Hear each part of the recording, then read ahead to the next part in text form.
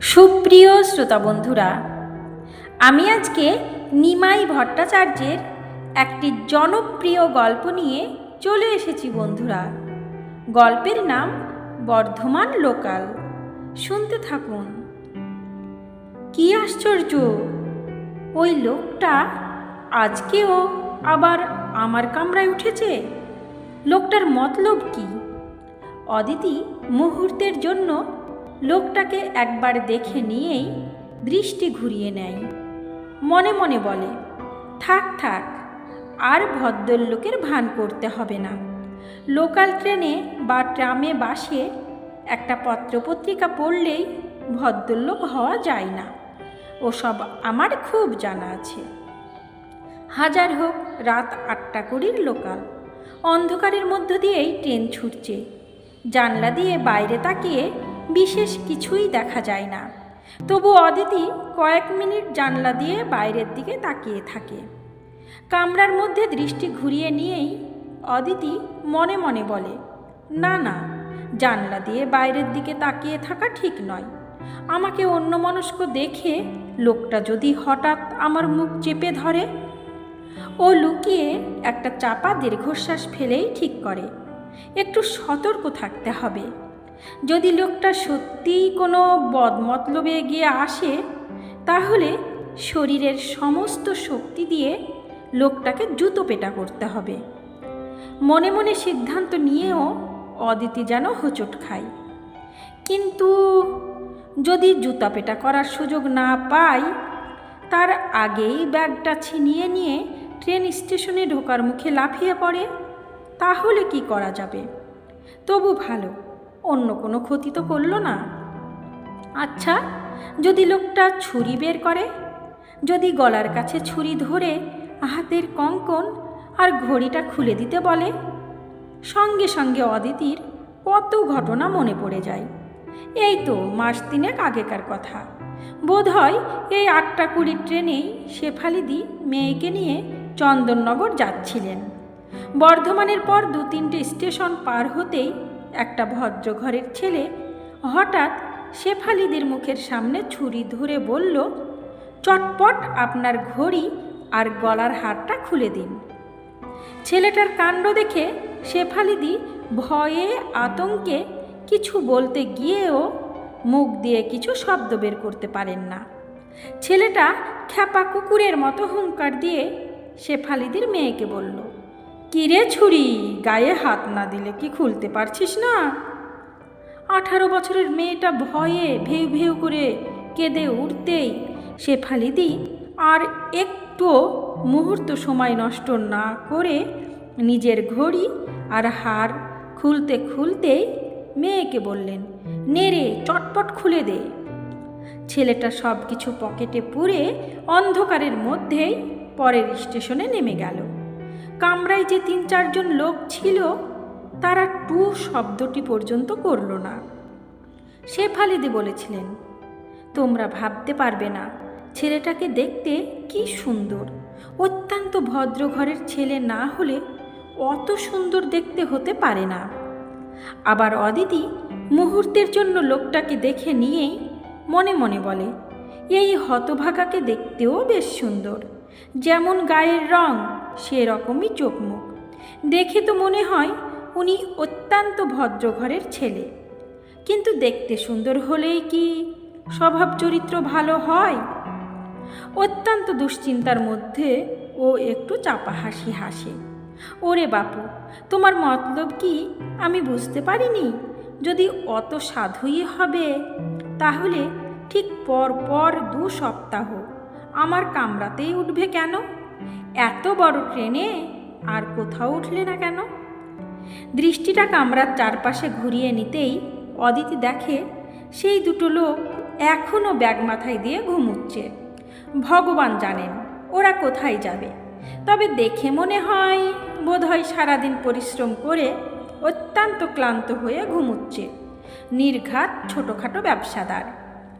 এই ধরনের রাত্রির ট্রেনে নিশ্চয় নিয়মিত যাতায়াত করে, তা না হলে অত নিশ্চিন্তে কি ঘুমানো যায়? হঠাৎ ট্রেনটা থামতেই ও জানলা দিয়ে বাইরের দিকে তাকায়। হাঁ ভগবান, এতক্ষণে দেবীপুর এলো! আমি তো ভেবেছিলাম 5-7 মিনিটের মধ্যেই ব্যান্ডেল আসবে। একজন বৃদ্ধ বৃদ্ধা এই কামরায় উঠলেন। যাক, তাও ভালো। একবার মনে হলো ওদের জিজ্ঞেস করি, আপনারা কোথায় যাবেন? না না, কি দরকার, ওই হতভাগা ঠিক মনে করবে আমি ভয় পেয়েছি। ওকে কিছুতেই বুঝতে দেব না আমি একটু চিন্তিত, আতঙ্কিত। কি আশ্চর্য, ওই বুড়ো বুড়ি পরের স্টেশন বইচিতেই নেমে গেল। আহা, কি দরকার ছিল এই 5-7 মিনিটের জন্য এই কামরায় ওঠার? রাগে, দুঃখে, দুশ্চিন্তায় অদিতি যেন নিজের উপরেই রাগ করে খেয়ালই করে না কখন কোথায় ট্রেন থামছে। হঠাৎ অল্প বয়সী এক দম্পতি কামরায় উঠতেই অদিতির খেয়াল হলো, পান্ডুয়া ছাড়ল। এদের পোশাক পরিচ্ছদ, হাবভাব দেখে তো মনে হচ্ছে এরা গ্রামগঞ্জের লোক না, নিশ্চয় কলকাতা থাকে। বোধহয় কোনো আত্মীয় স্বজনের বাড়িতে নেমন্তন্ন খেয়ে ফিরছে। যাক, ভালোই হলো। লোকটার বদমতলব থাকলেও ওদের সামনে বোধহয় কিছু করতে সাহস হবে না। কিন্তু ছুরি দেখে যদি ওরাও ভয় পায়, তবে ওরা দুজনে তো বেশ খানিকটা দূরে বসে আছে। ওদের দুজনকে আর আমাকে একসঙ্গে ছুরি দেখাতে পারবে না। ওদের সামনে ছুরি বের করলেই আমি অ্যালার্ম চেন, না না, তা তো হবে না। হতচ্ছাড়া রেল কোম্পানি বোধহয় লোকাল ট্রেনে অ্যালার্ম ট্রেনের কারবারই তুলে দিয়েছে। তাহলে যা থাকে কপালে, আমি ঠিক ট্রেন থেকে লাফ দেব, তারপর যা হয় হোক। যে দুটো লোক এতক্ষণে অঘুরে ঘুমুচ্ছিল তারা হঠাৎ উঠে বসেই একবার বাইরের দিক থেকে নিয়েই চুপ করে বসে থাকে। পরের স্টেশনে ট্রেন থামতেই ওরা নেমে যায়। 8-10 মিনিট পরে মগরায় ওই দম্পতি নেমে যেতেই অদিতির মুখ শুকিয়ে যায়। মনে মনে ভগবানের নাম স্মরণ করলেও অজানা বিপদের চিন্তায় ও শিউরে ওঠে। এখন ওকে একা পেয়ে যদি লোকটা ওর গায়ে হাত দেয়, যদি ওর সর্বনাশ করে। ওরা দুজন ছাড়া কামরায় আর কেউ নেই, বাধা দেবারও কেউ নেই, চক্ষু লজ্জারও কোনো ঝামেলা নেই। অদিতি ভেবে কুল কিনারা পায় না। লোকটাকে সাক্ষাৎ যমদূত মনে হয়। ওর মুখ দেখলে গা জ্বলে যাবে, কিন্তু তবু একবার ওর দিকে না তাকিয়েও পারে না। লোকটা বই পড়ছে। ওকে দেখে অদিতির হাসি পায়। মনে মনে বলে, তোমার ভণ্ডামিতে আমি ভুলছি না। তোমার যদি কোনো বদমতলবি না থাকে, তাহলে আমাকে দেখে এই কামরায় উঠেছিলে কেন? এই সব আকাশ পাতাল ভাবতে ভাবতেই 8টা-20 লোকাল ব্যান্ডেল পেরিয়ে গেল। দেখতে দেখতে হুগলি, চুঁচুড়া, চন্দননগরও চলে যায়। তারপর আরও কয়েকটা স্টেশন পার হয়ে শ্রীরামপুর, রিষড়া ছাড়তেই অদিতি স্বস্তির নিঃশ্বাস ফেলে। কোন্নগরে ট্রেন থামতেই অদিতি প্রায় লাফ দিয়ে নেমে যায়। ও প্ল্যাটফর্মে নেমে পিছন দিকে ফিরে দেখে ওই লোকটা ওর দিকে তাকিয়ে আছে। 4 ভাই বোনের মধ্যে অদিতি সবচেয়ে বড়। বড় মেয়েকে যদি এমএ পড়াও, তাহলে 3-4 বছরের মধ্যে ওর বিয়ে দিতে হবে। ততদিনে তো আবার একটা মেয়ের বিয়ের চেষ্টা করতে হবে। তাই বলছিলাম, এ বছরের মধ্যেই ঘরদোর পাকা করে নাও। সুখেন্দুবাবু চায়ের কাপে চুমুক দিয়ে একটু হেসে বললেন, পরশুদিনই অফিসে লোনের জন্য দরখাস্ত করেছি। পুরো বাড়িটাই শেষ করব। পুরো বাড়িটাই শেষ করবে তো?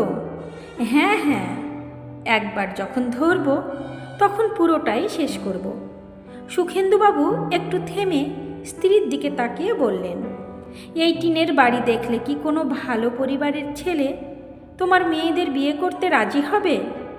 যাই হোক, সত্যি সত্যি মাসখানেকের মধ্যেই বাড়ি তৈরি শুরু হলো। সকাল বিকাল লরি বোঝাই ইট, বালি, সিমেন্ট, পাথর আসে। 10-12 জন মিস্ত্রি আর 5-6 জন সাগরেদ সকাল থেকে সন্ধে পর্যন্ত কাজ করে। মাসখানেকের মধ্যেই জানলা দরজার ফ্রেম বসানো হয়ে গেল। কয়েকদিনের মধ্যেই বাথরুম পায়খানার সব সরঞ্জাম হাজির। ছাদ ঢালাইয়ের ঠিক দিন 10 আগে সুখেন্দুবাবু স্ত্রীকে বললেন, যা ভেবেছিলাম তার চাইতে অনেক বেশি খরচ হয়ে গেল। এখন হাতে যা আছে তা দিয়ে ছাদ ঢালাই হবে না। তোমার হাতে একেবারেই কিছু নেই? আছে, কিন্তু ছাদ ঢালাইয়ের জন্য আরও 7-8 হাজার লাগবে। তার ওপর দোতলার ঘর বাথরুম ছাড়াও বাড়িটার একটা পাঁচিলও তো দিতে হবে। এখন কি হবে? কি আর হবে, পিএফ থেকে লোন নেব। সুখেন্দুবাবু একটু হেসে বললেন, একবার যখন শুরু করেছি তখন শেষ না করে ছাড়ছি না। ছাদ ঢালাই হতে না হতেই দোতলার ঘর বাথরুমের সব মাল মশলা জিনিসপত্র এসে গেল। এবার সুখেন্দুবাবু বললেন, সামনের সপ্তাহে বাথরুমের কাজ শুরু হবে। তারপর একতলার প্লাস্টার আর রংটা হতে না হতেই দোতলায় ঘরদোর তৈরি হয়ে যাবে। এভাবে বাড়ি তৈরি হচ্ছে দেখে সবাই খুশি। ঠিক 3 দিন পর কারখানা লক আউট হয়ে গেল। সারা পরিবারের মাথায় যেন বজ্রাঘাত পড়ল। ওই কয়েকটা বছরের কথা মনে পড়লে এখনও ওরা সবাই শিউরে ওঠে। হাজার সমস্যার মধ্যেও অদিতি বিএ পাশ করেই বিএড করল। তারপর কোন্নগরে একটা প্রাইমারি স্কুলে বছরখানেক চাকরি করার পর শেষ পর্যন্ত বর্ধমান শ্রী বিদ্যা মন্দিরে চাকরিটা জুটে গেল। যাতায়াতে পরিশ্রম থাকলেও মাইনে ভালো। এসব বেশ কয়েক বছর আগেকার কথা। সুখেন্দুবাবুর কারখানা এখনও খোলেনি, কিন্তু অদিতি নিজে বিয়ে না করলেও ছোট 2 বোনের বিয়ে দিয়েছে। কপালগুণে 2টো ভগ্নিপতি বেশ ভালো। আরতির স্বামী সাধারণ গ্র্যাজুয়েট হলেও আইসিআইতে ভালোই মাইনে পায়। আরতি স্কুলে চাকরি করে, প্রত্যেক মাসে মাকে 100 টাকা দেয়। ছোট ভগ্নিপতি কোল ইন্ডিয়ার ইঞ্জিনিয়ার, খুবই ভালো মাইনে পায়। তাই ছোট বোন নিজে কোনো কাজকর্ম না করলেও প্রত্যেক মাসে মাকে 250 টাকা পাঠায়। ছোট ভাই বিএসসি পড়ছে। ওকে একটু দাঁড় করাতে পারলেই অদিতি একটু নিশ্চিন্ত হতে পারে। তাছাড়া দোতলার ঘরদোর তৈরি না হলেও আরতি বিয়ের আগেই একতলার সব কাজ হয়ে যায়। আরতির বিয়ের পর একটা ঘর ভাড়া দিয়ে মাসে মাসে 300 টাকা আসছে। তা দিয়ে অন্তত গ্যাস আর ইলেকট্রিসিটির খরচ মিটে যায়। সুখেন্দুবাবু কিছু না বললেও তার স্ত্রী মাঝে মাঝেই বড় মেয়েকে বলেন, তুই যে কবে বিয়ে থা করে সংসারী হবি সেই চিন্তাতেই আমি পাগল হয়ে যাই। অদিতি হাসতে হাসতে বলে, তোমার 17 বছরে বিয়ে হয়েছিল বলে আজকাল আর তা হয় না। তা ঠিক, কিন্তু 22-23-এর মধ্যেই তো আর 2 জনের বিয়ে হয়ে গেল।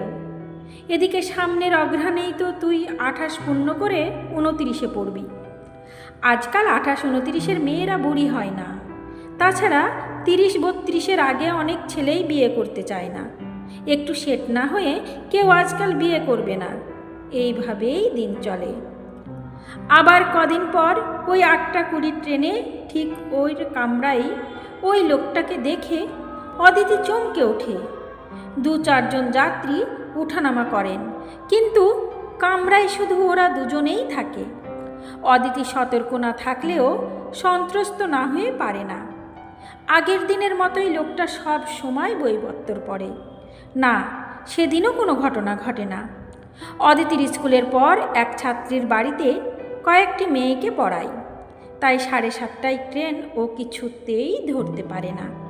এই 8টা 20 ট্রেনেই ও রোজ বাড়ি যায় এবং প্রত্যেক দিন গার্ডের ঠিক পাশের কামরায় বসে। না, অদিতি লোকটাকে রোজ দেখতে পায় না। আস্তে আস্তে খেয়াল করলো লোকটা সপ্তাহে 3 দিন যায়। তাছাড়া কয়েক মাস ধরে দেখার পর অদিতি মনে মনে স্বীকার করে লোকটা চোর ডাকাত বা ছিনতাইবাজ নয়। যদি লোকটা খারাপ হতো তাহলে অনেক কিছুই করতে পারত। কম দিন তো সুযোগ পায়নি। তাছাড়া লোকটা শুধু পড়ে, আশেপাশে লোকজন থাকলেও কারোর সঙ্গে কোনো কথাবার্তা বলে না। আচ্ছা, ওই লোকটা কি বর্ধমানের কোনো কলেজে পড়ায় নাকি বর্ধমানেই কোনো অফিসে চাকরি করে। এইভাবেই কটা মাস কেটে গেল। গরমের ছুটিতে স্কুল বন্ধ হবার পর বাড়িতে বসে বসেই অদিতি ওই লোকটার কথা ভাবে, না ভেবে পারে না। কোনো দিন লোকটাকে দেখতেও ইচ্ছে করে। মাঝে মাঝে অদিতি নিজেকেই ধিক্কার দেয়, ছি ছি, একটা নিছক ভদ্রলোককে গুন্ডা বদমাইশ ভেবেছিলাম। মে মাসের একেবারে শেষের দিকে আবার স্কুল খোলে। অদিতি আবার আগের মতো 8:20 ট্রেনে ফিরতে শুরু করে। কিন্তু না, ওই লোকটাকে আর ট্রেনের কামরায় দেখতে পায় না। ও মনে মনে অস্বস্তি বোধ করে, বোধ হয় একটু অসহায়ও বোধ করে। হাজার হোক, রাত্রের ট্রেনে কামরায় একজন ভদ্রলোক থাকলে অনেক নিশ্চিন্তে থাকা যায়।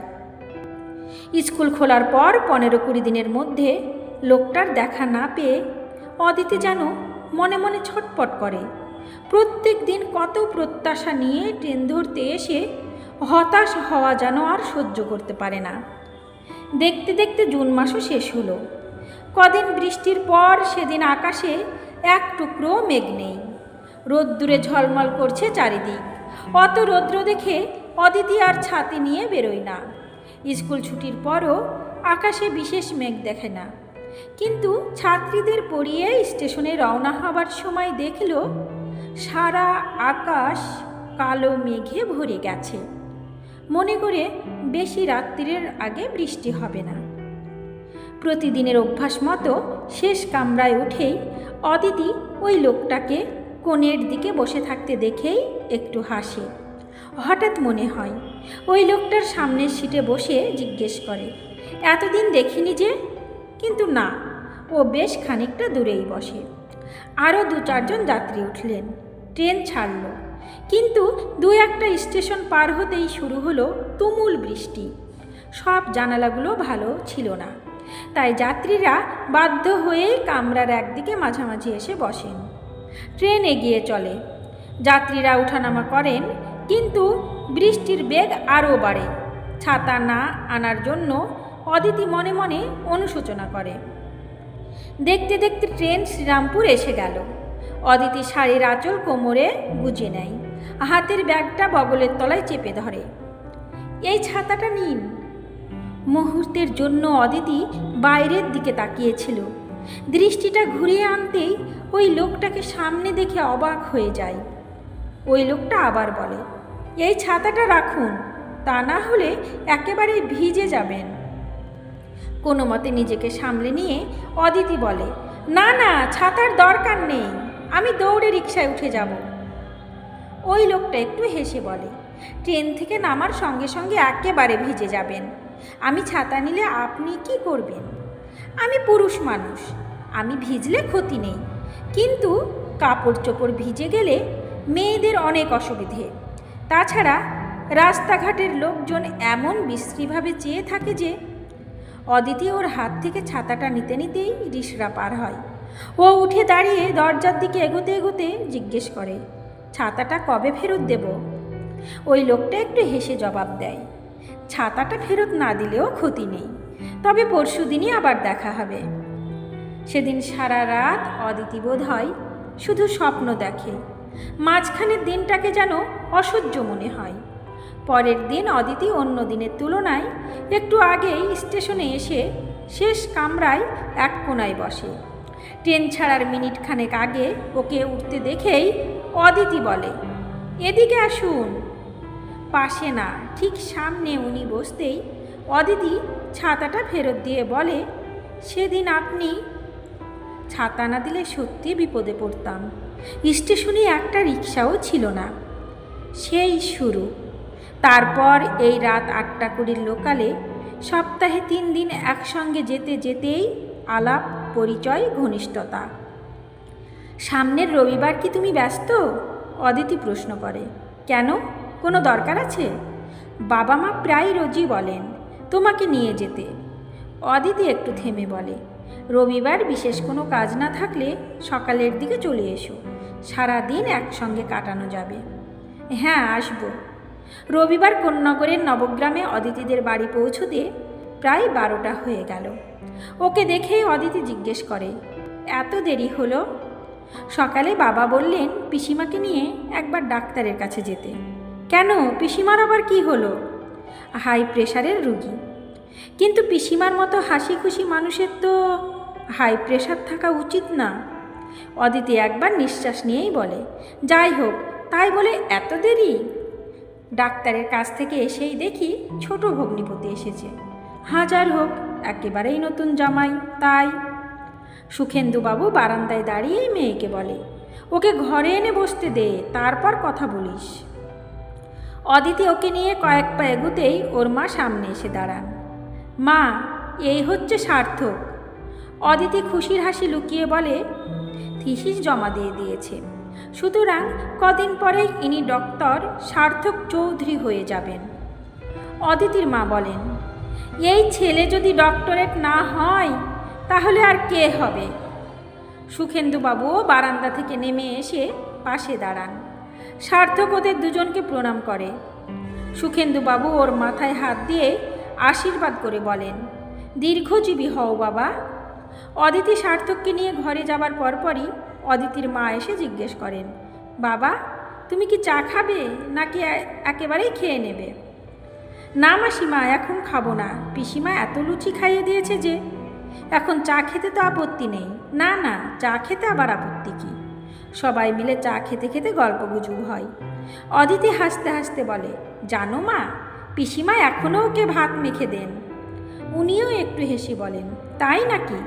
সার্থক বলে, পিসিমার ধারণা এখনও আমি ছোট বাচ্চা আছি।